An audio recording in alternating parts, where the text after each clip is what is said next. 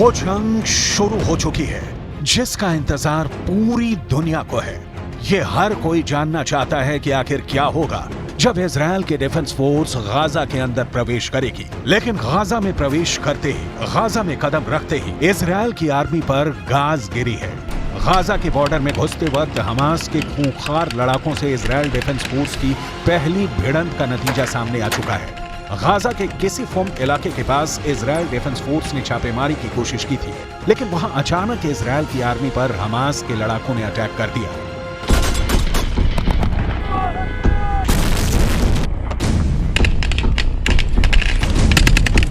Hamas के लड़ाकों ने इजराइल के मरकावा टैंक पर एंटी टैंक मिसाइल लॉन्च कर दी, जिसमें एक इजरायली सैनिक मारा गया है और कई घायल हुए हैं। गाजा को हमास ने एक ऐसा किला बना दिया है जिसको जीतने के लिए इजराइल को भारी कुर्बानी देनी पड़ सकती है, और ये बात पहली खतरनाक खूनी झड़प से समझ में आ रही है। अभी 2 दिन पहले ही इजराइल आर्मी के chief of staff Herzi Halevi ने अपने कमांडर्स को संबोधित करते हुए कहा था कि गाजा पर इजराइल के द्वारा की जा रही एयर स्ट्राइक से ये ना समझा जाए कि हमास कमजोर हो गया है। जब इजराइल की सेना गाजा के अंदर घुसेगी तो ये मानकर चलेगी कि हमास को एयर स्ट्राइक में 0 नुकसान हुआ है, तभी आप पूरी ताकत लगाकर हमास से लड़ पाएंगे।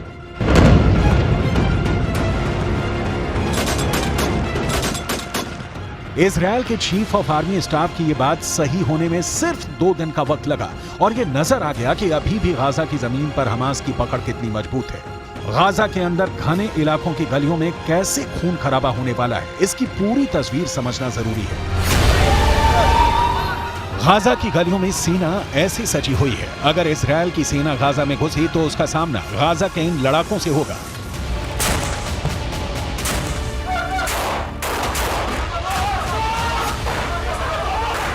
इजराइल का दावा है कि उसकी सेना जमीन के रास्ते गाजा में दाखिल होने को तैयार है। इजराइल की सेना गाजा बॉर्डर पर डटी हुई है। हवाई रास्ते इजराइल गाजा को जमींदोज करने में लगा है। इजराइल की सेना जमीन पर भी जबरदस्त एक्शन में दिखाई दे रही है। इजराइल की सेना की योजना मरकावा टैंक के साथ गाजा की गलियों में दाखिल होने की है। इजराइल का मरकावा दुनिया का सबसे सीक्रेट टैंक के रूप में पहचाना जाता है, जिस टैंक के खिलाफ अचूक मानी जाने वाली मिसाइल भी नाकाम हो जाती है। लेकिन गाजा का दावा है कि वह इन टैंकों को भी फोड़ सकता है।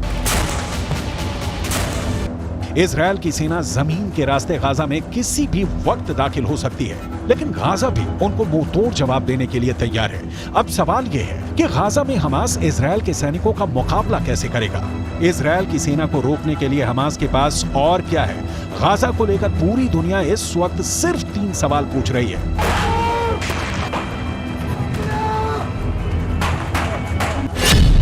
पहला सवाल, इजराइल की सेना अगर गाजा में घुसेगी तो हमास खुद को कैसे बचाएगा। दूसरा सवाल, इजराइल हमला करेगा तो हमास के सामने सबसे बड़ा डिफेंस क्या है। तीसरा सवाल, इजराइल की सेना अगर गाजा में दाखिल होने में कामयाब हो गई तो हमास इजराइल को कैसे हरा सकता है या फिर उसे बुरी तरह जख्मी कर सकता है।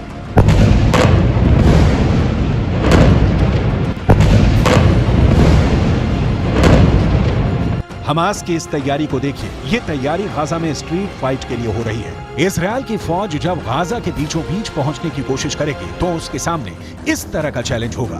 गाजा में हमास के लड़ाके मुकाबला करने को तैयार मिलेंगे, वहीं इजराइल की सेना की एक टुकड़ी गाजा के बॉर्डर के अंदर दाखिल होने के लिए जंग लड़ रही है। वहीं दूसरी टुकड़ी गाजा में स्ट्रीट फाइट की तैयारी कर रही है। गाजा को लेकर पूरा ऑपरेशन या कहें कि जंग कितनी खतरनाक हो सकती है, इसका अंदाजा आप इन तस्वीरों से लगा सकते हैं। इस वक्त गाजा पर इजराइल की सेना बड़े पैमाने पर बमबारी कर रही है। बावजूद इसके गाजा इजराइल से लोहा लेने के फुल मूड में है। और गाजा के किले को तोड़ने के लिए अब इजराइल की खुफिया एजेंसी शिन बेत ने भी एक प्लान तैयार किया है। 7 अक्टूबर को इजराइल के दक्षिणी हिस्से में जब हमास के आतंकी घुस गए और सैकड़ों लोगों का कत्ल किया तो पूरी दुनिया में मोसाद की आलोचना हो रही थी, लेकिन असल जिम्मेदारी मोसाद से ज्यादा शिन बेत की थी, जो इजराइल की एक और खुफिया एजेंसी है। इजराइल में 2 प्रमुख खुफिया एजेंसियां हैं। पहली मोसाद, जो विदेशों के अंदर खुफिया सूचनाएं इकट्ठा करती है, और दूसरी शिन बेत जो कि इजरायल की मिलिट्री इंटेलिजेंस का काम करती है। यानी जब हमला इजरायल के अंदर हुआ तो इजरायल की मिलिट्री को आगाह करना शिन बेत का काम था, लेकिन शिन बेत यह काम नहीं कर सकी और इसके लिए शिन बेत के हेड रोनेन बार ने पूरी जिम्मेदारी भी ली है। रोनेन बार ने इसके लिए माफी मांगते हुए यह भी कहा कि हमास ने 7 अक्टूबर को इजरायल में जो किया है उसके बाद वो समझ ले कि अब इजरायल के इंतकाम की कोई सीमा नहीं होगी। शिन बेत के हेड रोनेन बार ने एक नई यूनिट बनाई है जिसका नाम है निल।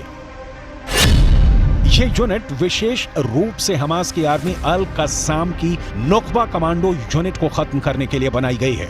निली हिब्रू भाषा का शब्द है जिसका अर्थ होता है ये झूठ है कि इजरायल का कभी अंत होगा। शिन बेत की निली यूनिट को यह जिम्मा सौंपा गया है कि वो 7 अक्टूबर को इजरायल पर हमला करने वाले नुकबा के सभी आतंकी कमांडो को जान से मारकर बदला लेगी। 7 अक्टूबर को हमास की आर्मी की जिस यूनिट ने आतंकी हमला किया था उसका नाम नुकबा है। 7 अक्टूबर को नुकबा के करीब 2500 आतंकी दक्षिण इजरायल के इलाके में घुसे थे और लगातार 2 हफ्ते तक यह ऑपरेशन चला था, जिसमें 1500 के करीब नुकबा कमांडो इजरायल की आर्मी ने कॉम्बैट ऑपरेशन में मार गिराए थे।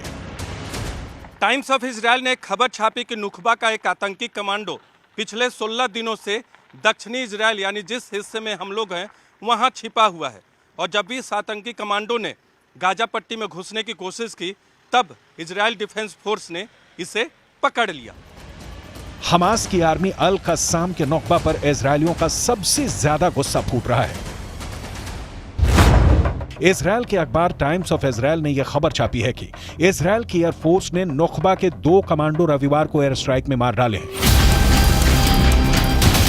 इसी नुकबा की करतूतों की वजह से आज पूरा गाजा जल रहा है।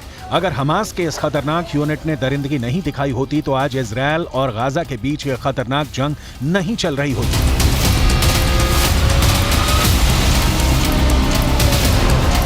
यह इस वक्त की गाजा की ड्रोन फुटेज है। ऊपर से गाजा सीमेंट की इमारतों का कब्रिस्तान नजर आ रहा है। ये घर, फ्लैट, बाजार, दुकान कभी हंसियों से गुलजार थे, लेकिन अब ये सब बियाबान हो चुके हैं।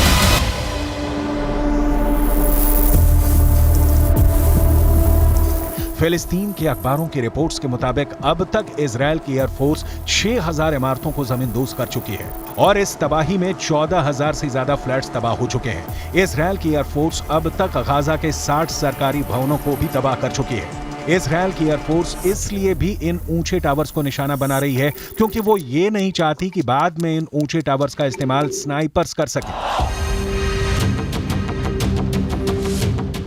ऐसी तबाही गाजा के अंदर होगी, ये पूरी दुनिया को अंदाजा नहीं था।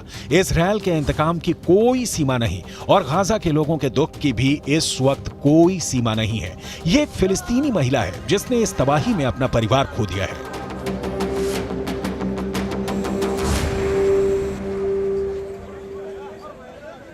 وبالنسبة للشهيد هو على خط واحد مع باقي الشهداء ومع المنتظرين إلى تحقيق النصر. هي معركة حق وباطل، هي معركة حق وباطل أينما كانت. أهل الحق واحد وأهل الباطل واحد، والحق منتصر قطعا لا محالة.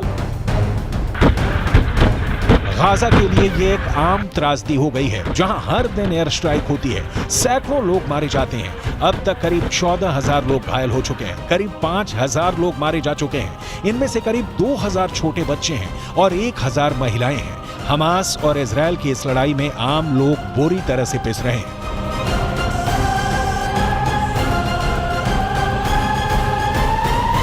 معظم الإصابات والشهداء الذين وصلوا إلى مستشفى شهداء الأقصى من النازحين، يعني هناك أعداد كبيرة من النازحين وصل إلى مستشفى شهداء الأقصى، معظمهم يأونهم في منازل أقاربهم ووصلوا إلينا عبارة عن جثث وأشلاء مقطعة.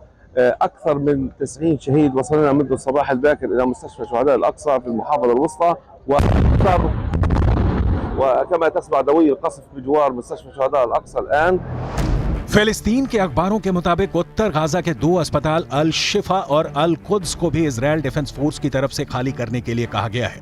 ऐसे में गाजा के अंदर चिकित्सा का काम लगातार प्रभावित हो रहा है और ये सारी तबाही क्यों मची हुई है? क्योंकि ये इजराइल के वो लोग हैं जिनके परिवार के सदस्यों को हमास ने बंधक बना रखा है। इजराइल डिफेंस फोर्स के मुताबिक 200 से 250 लोग इस वक्त हमास की कैद में हैं और इजराइल के अंदर इनके परिवार विरोध प्रदर्शन कर रहे हैं, नारे लगा रहे हैं कि लोगों को रिहा किया जाए और साथ ही बंधकों की तस्वीरें भी हैं। ये एक बहुत बड़ा द्वंद्व है जो पूरी दुनिया में चल रहा है। यूरोप के तमाम देशों में फिलिस्तीन के लोग विरोध प्रदर्शन कर रहे हैं और उनकी मांग एक ही है कि किसी भी तरह गाजा के अंदर सीज फायर करवाया जाए ताकि गाजा में लोगों का मरना बंद हो। जबकि दूसरी तरफ इजराइल के समर्थक वो लोग हैं जो ये कह रहे हैं कि हमास ने जो किया है उसकी सजा देने का हक इजराइल के पास है। 7 अक्टूबर को इजराइल के दक्षिणी हिस्से में जब हमास के आतंकी घुस गए और सैकड़ों लोगों का कत्ल किया तो पूरी दुनिया में मोसाद की आलोचना हो रही थी, लेकिन असल जिम्मेदारी मोसाद से ज्यादा शिन बेत की थी, जो इजराइल की एक और खुफिया एजेंसी है। इजराइल और फिलिस्तीन की इस जंग ने पूरी दुनिया के अंदर कई इलाकों में एक सांप्रदायिक तनाव को जन्म दिया है, जिसका असर अमेरिका और यूरोप के तमाम इलाकों में नजर आ रहा है। ताजा खबर यह है कि अमेरिका में शनिवार की सुबह डेट्रॉयट सिनेगॉग की अध्यक्ष सामंथा वोल की चाकू मारकर हत्या कर दी गई। सामंथा एक यहूदी धर्मस्थल का काम देखती थी। लंदन में फिलिस्तीन का समर्थन और इजराइल का समर्थन करने वालों के बीच भी होड़ नजर आ रही है। पहले फिलिस्तीन के समर्थकों ने लंदन के अंदर एक बड़ा विरोध प्रदर्शन किया। यूरोप के कई अखबारों ने दावा किया कि फिलिस्तीन के समर्थन में 1 लाख लोग उतर आए थे।